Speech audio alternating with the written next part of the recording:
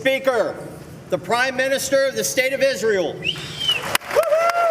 Israeli Prime Minister Benjamin Netanyahu was met with standing ovations at his address to a joint session of the U.S. Congress on Wednesday, while outside, Capitol Police deployed pepper spray on protesters opposed to the visit by the foreign leader. America and Israel must stand together. Netanyahu described the U.S. and Israel as allies in a joint fight against the threat posed by Iran and its proxy forces across the Middle East. And he thanked U.S. President Joe Biden for his support of Israel following the October 7th attack by Hamas gunmen from the Gaza Strip. And he came to Israel to stand with us during our darkest hour, a visit that will never be forgotten.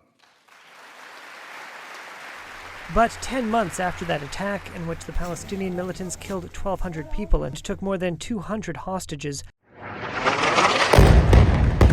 fighting rages on in the Gaza Strip, where Palestinian health officials say Israel's retaliatory operation has so far killed more than 39,000. Dozens of U.S. lawmakers boycotted his speech.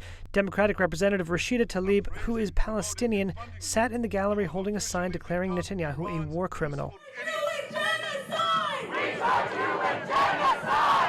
And the protests outside echo the pressure the Israeli leader faces at home. Israelis for months have been demanding he resign.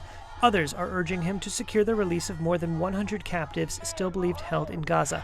Ahead of his visit to Washington, families of the hostages pressed the prime minister to stay and work toward a potential ceasefire that would see their release.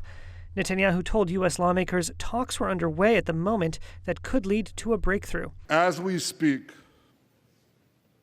we're actively engaged in intensive efforts to secure their release, and I'm confident that these efforts can succeed. Some of them are taking place right now. And he also described his end game after fighting had concluded. Gaza should have a civilian administration run by Palestinians who do not seek to destroy Israel. That's not too much to ask.